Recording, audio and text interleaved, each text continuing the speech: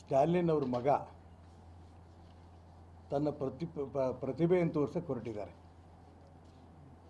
ಸನಾತನ ಹಿಂದೂ ಧರ್ಮವನ್ನು ನಾಶ ಮಾಡ್ತೇವೆ ಅಂತ. ಅವ್ರ ಮನೆ ಅಡುಗೆ ಮನೆಯಿಂದ ಆರಂಭ ಮಾಡಲಿ. ಅವ್ರ ಮನೆ ಅಡುಗೆ ಮನೆಯಲ್ಲಿ ಅವ್ನ ಮಾತು ನಡೆಯಲ್ಲ. ಸ್ವಂತ ಅವ್ರ ತಾಯಿ ದುರ್ಗಾ ಸ್ಟಾಲಿನ್ ಅವರು ವಿಧಾನಸಭಾ ಚುನಾವಣೆ ಪೂರ್ವದಲ್ಲಿ ಕೊಲ್ಲೂರು ಮೂಕಾಂಬಿಕೆ ಅಂತ ಬಂದು ಪೂಜೆ ಮಾಡ್ತಾರೆ.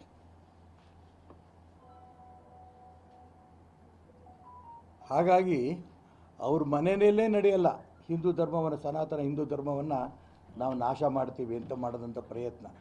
ಇನ್ನು ಇಡೀ ದೇಶದಲ್ಲಿ, ಇಡೀ ಸಮಾಜದಲ್ಲಿ ಹಿಂದೂ ಧರ್ಮವನ್ನು, ಸನಾತನ ಧರ್ಮವನ್ನು ನಾಶ ಮಾಡೋದಕ್ಕೆ ಯಾವ ಕಾರಣಕ್ಕೂ ಇವ್ರ ಕೈಲಾಗಲ್ಲ. ಏಕೆಂತಂದರೆ ಇದು ಈ ಸನಾತನ ಹಿಂದೂ ಧರ್ಮಕ್ಕೆ ಆದಿಯೂ ಇಲ್ಲ, ಅಂತ್ಯವೂ ಇಲ್ಲ.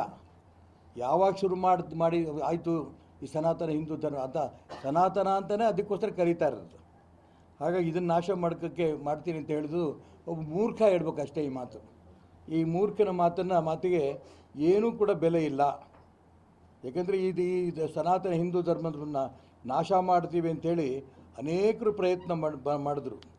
800 ವರ್ಷಕ್ಕೂ ಹೆಚ್ಚಿಗೆ ವರ್ಷಗಳಿಂದ ಮೊಹಮ್ಮದ್ ಗಜ್ನಿ, ಗೋರಿ, ಬಾಬರ್, ಔರಂಗಜೇಬ್ ಈ ರೀತಿ ಹಿಂದೂ ಧರ್ಮವನ್ನು ನಾಶ ಮಾಡ್ತೀವಿ ಅಂತ ಅನೇಕರು ಬಂದು ಇಲ್ಲಿ ಮಣ್ಣು ತಿಂದೋದ್ರು. ಎಲ್ಲರೂ ಹಿಂದೂ ಧರ್ಮವನ್ನು, ಸನಾತನ ಧರ್ಮವನ್ನು ನಾಶ ಮಾಡೋಕ್ಕೆ ಅವ್ರ ಕೈಯಲ್ಲಿ ಯಾರ ಕೈಯಲ್ಲೂ ಕೂಡ ಆಗಲಿಲ್ಲ.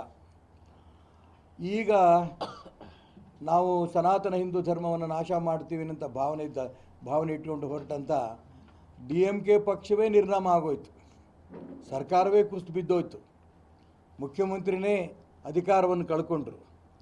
ಅಂಥವರು ಮತ್ತೆ ಈಗ ತಾವು ಜೀವಂತವಾಗಿ ಬದುಕಿದ್ದೀವಿ ಅನ್ನೋ ತೋರಿಸೋದಕ್ಕೋಸ್ಕರ ವಿರೋಧ ಪಕ್ಷದ ನಾಯಕನ ರೂಪದಲ್ಲಿ ಸನಾತನ ಹಿಂದೂ ಧರ್ಮವನ್ನು ನಾಶ ಮಾಡ್ತೇನೆ ಅನ್ನೋಂಥ ಮಾತನ್ನು ಕೇವಲ ಕ್ಷುಲ್ಲಕ ರಾಜಕೀಯಕ್ಕೋಸ್ಕರ ಆತ ಬಳಸ್ಕೊಂಡಿರೋದು ತೀರಾ ಹಾಸ್ಯಾಸ್ಪದ.